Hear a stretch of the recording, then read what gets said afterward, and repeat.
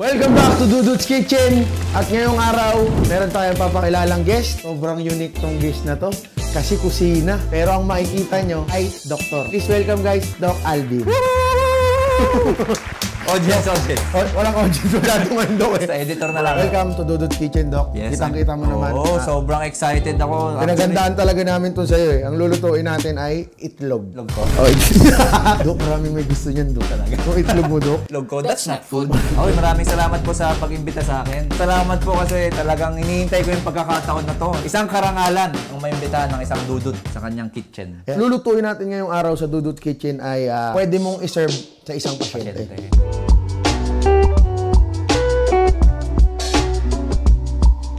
Dahil hindi naman tayo pasyente, sarapan natin ng onte. Tama. Ang totoo ba, hindi talaga aim ng hospital na masarap ang pagkain? Nagiging hindi siya masarap kasi isang pasyente, meron siyang mga certain nutrients na bawal. Bawal. Sobrang daming asin. Bawal yan sa mga may sakit sa puso tsaka sa kidney. So, ang tendency, medyo tumatabang. Tumatabang. Ikaw, di ba, ang asin, alam na mo yan, medyo pampalasa. Mawala na lahat ng pampalasa basta may asin. Yeah. So, ngayon gagawin natin ang paraan. Nag-isip ako ng appetizer, main course, tsaka dessert. Baliktad tayo ngayon, uunahin natin yung dessert. So, ang dessert natin ay vanilla pudding. Nalagyan lang tayo ng full cream milk, Doc. Hindi ko siya pinapakulo kasi simmer lang tayo. Yung parang baby boils. Mataas yan sa vitamin D. Vitamin D? Para sa buto. Kaya pala vitamin D kasi nanggaling to sa dede. No. Dede ng tao. Tapos, magbibiyak lang tayo ng itlog. Ang gagamitin natin, yolk lang. Paano yun? Biyakin mo lang. Pak, kunin mo yung yellow, lipat mo dito. Pak. Ganun lang. Ganun lang. Yellow na yan. May yolk na tayo. Ooh! Pwede yan, Doc. Ito. Boom, Doc. Ito, vanilla extract, Doc. So ito, mga natutunan mo na... Watching YouTube. Nangyari ako, manood akong YouTube. Hindi ko yun ma-apply agad. Hindi mo ma-apply agad. Oo. Ibig sabihin, innate na sa'yo. Ako hindi ako magluto eh. Parang hindi ko siya masyado na-enjoy. Parang nakaselan ako. Nagda-diet ka, Doc. Paano yung mga pagkain mo? Itlog lang na prito. O kaya laga. Chicken breast. Ito lang din. Yung pudding natin, para makikita mo, Doc, para siyang gelatin tsaka medyo malapot siya. Pero ang gusto ko kasing texture, yung parang mahablang ka lang. So, ang gagawin natin, cornstarch lang. Yung milk, lalagyan natin ng cornstarch. And then, lalapot na yun. Di ba? Palamigin, magsiset. Yung pagluluto kasi, pwede mo talaga siyang kunin. Pero unlike sa profession mo, Doc, na pagiging doktor, iyan ang hindi mo pwedeng makuha sa pag-YouTube lang. Naaral talaga. Naaral talaga siya. Hindi ka pwedeng mag-opera. Uy, tuloyin kita. Ganito yung napanood ko sa YouTube. Hindi mo titiwala ka sa akin. Tapos naka-play pa dito sa gilid. Naka-pause pa. Habang tinutuli eh. Teka, nalimutan ko kung dito ba yung ginawa nung pinapalo kong YouTuber. Ayan. Yan naman sa medisina. Medyo matagal na pag-aaral pero worth it naman. Anong pre-med mo, Doc?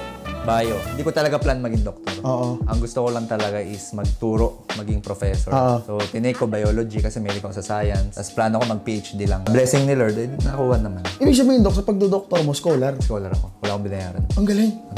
Medyo matagal. Pero iba pa rin ang pagluluto talaga. Kasi skill to and talent. Pansin mo, lahat naman nag-HRM, lahat naman nag-chef, pero hindi lahat naging successful. Para sa akin, pagluluto, art eh. Sa tingin mo, Doc, yung mga ginagawa niyo sa pagiging doktor, may art yun. Aling part? Yung pag-opera siguro. Kasi may mga surgeon na, kumbaga, bara-bara lang, may isa lang sugat. Yun yung nagkakaroon ng mga pangit na peklat. Medyo artistic yung pagkakasara. So, ang ganda nung... Ang ganda ng tama, oo.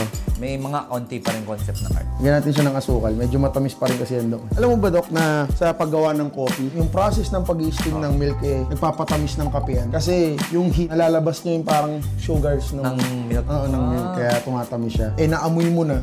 Nagsisend na ng signal yun sa brain. Hindi mo alam to, Doc. Doctor ka eh. Amoy mo, magsisend ng signal yun sa brain.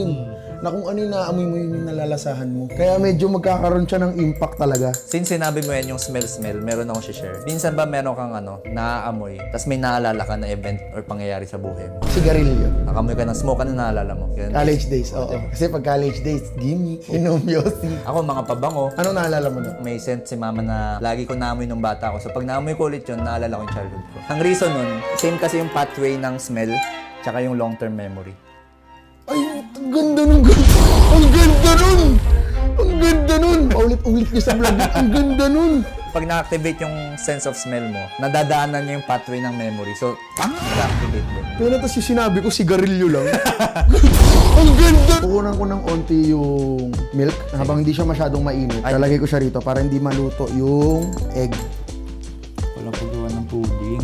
Ngayon, dahil nahalo na natin yung egg and vanilla and sugar, so matamis na yan, balik na natin yung init. Kasi need na natin siya mag-simmer para lumapot siya pag nilagyan natin ito. Kasi ang nagpapalapot dito sa cornstarch, yung boiling sensation. First time mo to ginawa, hindi? Hindi. Dati na rin. Kaya parang na-master mo na. Pero sa family nyo talagang may mga magagaling Oo, Dok. Yung nanay ko magaling magluto. Sa family, Dok, sa inyo. Wala. Totoo? Wala. Nanay ko magaling magluto, Dok. Pero ako, simula nung pagkakaalala ko, marunong na agad ako magluto. Ang pinakauna kong niluto, minudo. Oh?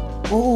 Pero sablay. Kasi naiwan ko yung buto ng kalamansi sa marinade ng minudo eh. Pinalambot mo kasi yung buto ng kalamansi. Papait yung sobra. Ilan taon ka nun? 10? 11? Nagluluto na talaga ako. Talaga gifted talaga. Nung sinabi mong amoy, minudo talaga eh. Yung minudo, yun yung naalala kong first na niluto ko talaga. So kapag nakamoy ka ng minudo, yun lagi naalala mo. Ay, grabe yun, Dok, yung sinabi mo. Di mo pa sinasabi sa mga video mo yan? Hindi pa, dito lang.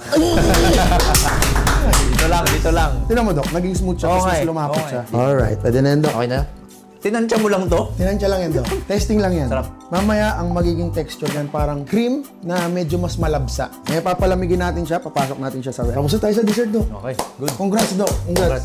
Lalagyan na lang natin ng strawberries yan mamaya. Toppings na lang yan? Yes. Okay. Ang appetizers natin, Dok, ito, sure ako alam mo to. Kasi pang mayamang mga dish to, Dok eh. Alam ko, simpleng tao ko lang. Fresh spring roll. Ay, sarap niyan. Alam mo Favorite to? ko yan. Alam mo yan? Oo. Ngayon, naisip ko rin to kasi nga, light din siya. Oo. Wala siya masyadong lasa. Ang nagpapalasa talaga sa kanya yung sauce, your freshness lang. Cucumbers, bell peppers, carrot, and lettuce. Protein of choice natin ay Ay, shrimp. sarap. Guys, sa mga source of protein, ang ganda nito kasi sobrang konti ng fat nito. Pero ito, shrimp, masarap siya pero high in protein, low in fat. Tsaka, Dok, nung kabataan natin, pag sinasabing, tigil Oo, yan, mahal diba? na yan. High blood, diba? Pero syempre, depende pa rin sa luto. Water lalagay natin para... Lagyan lang natin ng ginger para may lasa. Siguro good 1 minute, luto na yan. Tapos pwede na nating iahon yan. Hindi ka nagamit ng mga MSG. Hindi ko nakasanayan, Dok. Pwede mag-cause ng mga cancer. Okay. Pag sobrang dami. Eh, ba't, Dok, nakakaantok yun? Sabi kasi nila, Dok, na ang Chinese cuisine daw, sobrang lakas daw Ng sa MSG. Pag kumain ka sa Chinese restaurant, hindi mo ba napansin yun, Dok? Na pagtapos, aantokin ka pagtapos. Drain natin siya para matigil na yung cooking process niya. Ang pagluluto, science din yan, bukod sa art. Tsaka doktor nagsabi, ba't di ka maniniwala na? Ito, pagluluto, science yan, ha?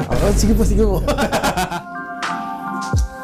Napatigil lang natin yung cooking process niya, Dok. Dami kong technique na nalalaman. So ito, lalagyan lang natin ng water tong plate para dun sa rice paper. Parang na-appreciate ko tuloy ngayon yung pagluluto. Madali lang pala siya. Kasi siguro hindi ko alam yung gagawin. Actually, until now, Dok, everyday ako nagluluto nung kinakain ko. Yan, lettuce, hipon, dito sa kabilang side. Yan, pipino, bell peppers, carrots. Kada ikot mo, di sa gilid. Nag-stick naman. Nag-stick siya para siyang cling wrap. Ayan, Dok, ganyan lang siya. Pero di ba yun, Doc? Yung 1 meal a day? That's not food. Actually, form siya ng intermittent fasting. Okay lang yun, basta nare-reach mo yung calories mo na required. So ito, kay Dodo, tule. Ito sa foot. May nalimutan tayo. Noodles! Dahil nga nalimutan natin yung noodles, gawa na lang tayo ng sauce. Kaya sinasabi natin kanina, Dok, na masarap yan kasi sobrang balance ng lasa. Ang sauce niyan ay peanut sauce. Yan. Lagay lang tayo dito ng onting tubig. And then, hoisin. Yun yung nakakabilib kay Dudut kasi tansya-tansya lang talaga. Actually kasi, Dok, talaga, sa pagluluto, Wala lagi siyang- talagang adjust to taste. Ang feeling ko nga kalabasan nito, medyo matamis or medyo may alat. Dok, kung di ka doktor, ano ka ngayon? Nagbabanda ako ngayon. Totoo. Peanut na peanut, no? Sarap. Natutuwa ako. So dapat pag nagkabahay ka pala, Dut, malaki yung kitchen mo, tsaka maganda. gusto ko, Dok, No? Siguro pangarap mo yun, no? Pangarap ko nga yun. Yung alam mo yun, Dok, yung may island yung kitchen. Importante sa pagluluto. Pag alam mo na yung lasa ng something, may imagine mo na kung ano yung mga pwede mong gawin at pwede mong ihalo para ma-achieve yung lasa na yun. Yun yung sinasabi ko sa mga gustong matuto magluto. Huwag lang kayo matakot sumubok. Musta? Musta, sir? Tumalis. Umuwi! Totoo? Oo, Gogi. Dali mo. Wala. Ikaw ko lahat. Doon sa... Alam mo, Dok, dito sa amin, kung may mga na-influence na ako na i-treat yung pagluluto as therapeutic. Pag na-stress ako, Dok, nagluluto ko, pero hindi ko kinakain. Sino kumakain? Kami. Sa may labas mo lang, no? Kumbaga outlet mo siya. Sarap, Dut. Sarap mo, Sarap ng sauce. Medyo madali siyang i-manage. Oo. mas okay talaga pag basa. Pag basa talaga. Bago? Kainin. Oo. Parang gano'n. Ba't tumatawa ka, Doc? Nakikilala ko dito sa channel. Yun. Parang magasya, no? Nangamati siya, Dok. Para siyang nangangamati. Boom. Pinersa. Ni-reverse. Reverse technique. Okay na, guest lang naman ako.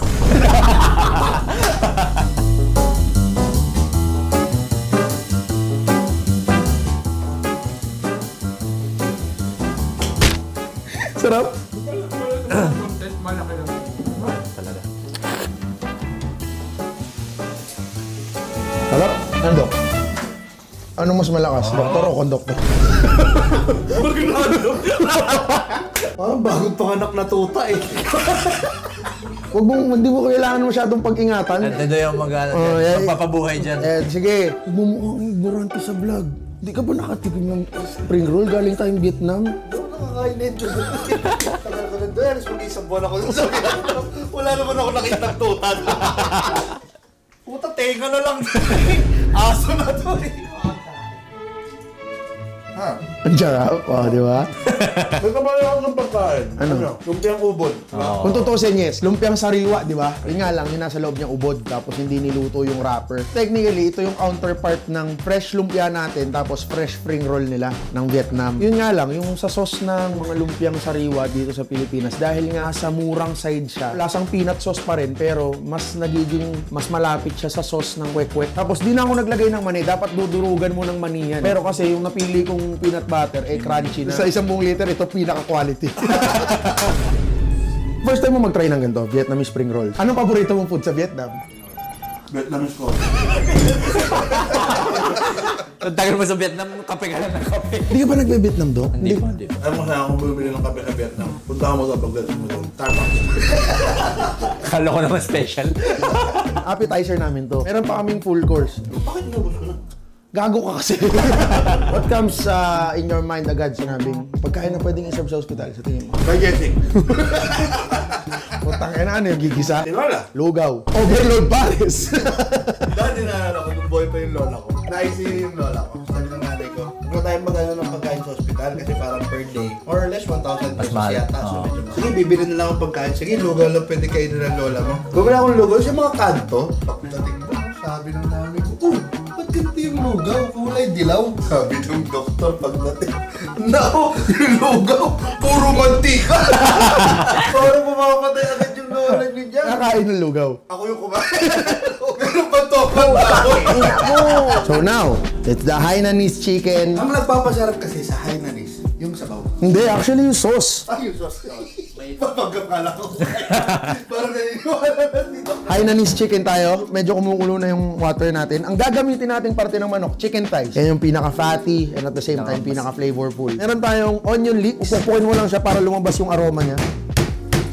Lagyan ko ng bawang yung tubig. Yan. Luya pala. Iting onion. Yun. Yan. Dito sa Hainanese chicken, ang importante, yung sabaw. Para naman tong pinasosyal na tinola doon. Ngayon, ang pinili natin ay chicken thighs dahil nga ito yung malasa. Hindi ko na siya i-debone. Ngayon, pwede na rin natin siya ilagay dyan. Ngayon, Dok, ay lalagyan ko siya ng turmeric. Sobrang ganda ng kulay nitong turmeric. Lagyan natin siya ng maraming asin kasi ito talaga yung nagpapalasa. Hindi masyadong kakapit yung lasa ng manok kasi nga, wala siya masyadong buto. Lagyan natin ng onting chicken powder.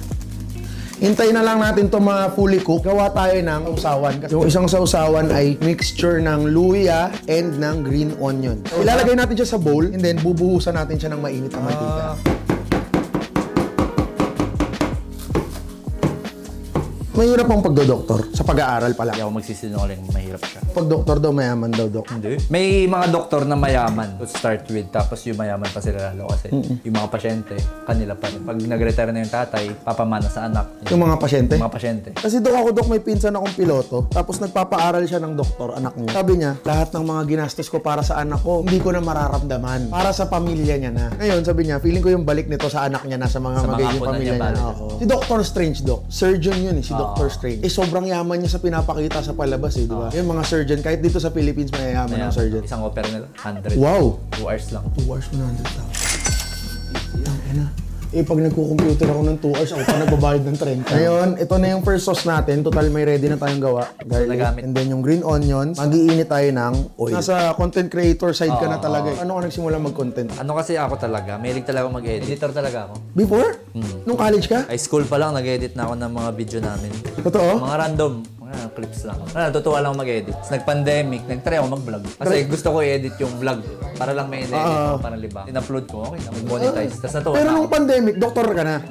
Ang content mo nun, about na sa Pandemic. field mo, pandemic. Pandemic. Customs Administration student ako. Tapos graduate ako noong 2020. Pero dahil yun sa matagal na pag-aaral nag-stop ako. Mag-board exam sana ako. Kaso pandemic. Para maging broker ka. Tapos naman ako mag-aral. Sumama na ako kay Kong. Grabe yung pandemic kasi. Ikaw kasi doktor ka, Dok, kaya naagalaw-galaw ko Ako nun, Dok, simpleng mamamayan. Bangon, cellphone, tulog. Bangon, cellphone, tulog. Ganun na lang, Dok, yung ginagawa ko nung pandemic. Kaya nagbibiro kami na, tinatamad na ako sa buhay ko, Kong. Baguhin mo buhay ko, baguhin mo buhay ko. Ganun, nagbibiro ako ganun. Yun na, nagsimula na ako magluto dun sa kanila. Yung ginagawa ko pagluluto sa compound, ginagawa ko na yun sa group of friends namin. Way before pa. At least nagamit mo pa. Nagamit. Oo. Tsaka sa akin naman, nakakatuwa kasi mag-share ng knowledge din. Lalo na pag nababasa ko yung mga comments na, ganun pala yun. Totoo. Yun yung parang rewarding sa akin. Ibig sabihin, Dok, hindi dahil sa pera. Uy. Tapos, Bumukulong man siya. Uy! lalagyan ko lang siya ng oyster sauce. Sarap na yun.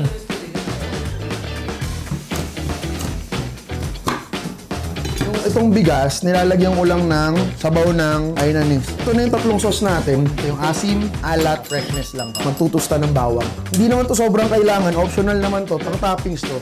Tusta lang natin. Tapos ngayon, ganyan. Walang mga technique. Yan, kailangan ng consistent stirring yan. Yan na siya. Bilib na ako sa'yo dati. Nag-uumapaw na. Creativity, hinaluan ng science. May sinabi sa akin Yan. si Doc Alvin. Share natin Pasabog sa kayo kanila. dito. Kunyari, meron kayong naamoy na something. Pag naamoy mo yun, meron kang naalala. Nung nagre-review ako, nag-aaral ako. Kumakain kasi ako ng chocolate. Yun yung kinakain ko habang nag-exam ako. Minsan naalala ko yung mismong na-review. Pag na-activate yung sense of smell natin, same sila ng pathway ng memory. Ang ganda! Ayos mo lang mag-ano si Doc kay Carding Hindi, kay Carding kasi Google yun. Upload din. Hindi ko na in-upload. Naka-listed lang kung nag-joke yung doktor, parang hehehe. Parang di ba? Bawal kasi mag-joke ang mga doktor kasi mo. Kaya bad news ako sa'yo. 3 araw ka na lang sa mundo. Joke lang po. Ano sa tingin mo, Dok, yung mga bawal sabihin ng doktor? Yung mga guaranteed, yung nagagaranti kami nagagaling ka dito, 100%. Dok, Ayaw magiging okay po kaya siya? Oo naman, ako si Dok. Sure ball yan.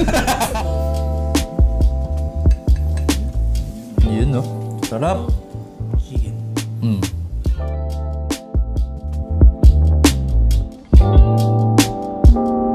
Okay, guys. 1 meal a day.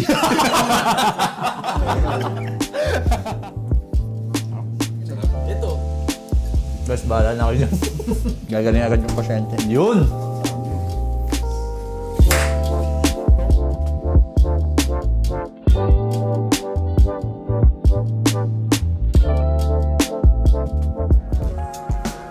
Para siyang yogurt na ano. Sarap! May budar. Sabihin ko sa inyo kung OA yung yakap nito. Akala ko okay. Simula tayo sa mild lang yung spring roll. Tapos bumanon tayo. Naging extreme. Sa relax ulit. Alright guys, maraming salamat. So ulit magpasalamat sa inyong lahat na nanonood. Iba ang lasa ng pagkain pag yung mga kumakain ay yung mga nakaka-appreciate. Kaya sobrang saya ng feeling kong nakakapagluto sa mga taong mahalaga sa akin. At sana kayo din maranasan nyo tong feeling na to. At thank you all. God bless you all.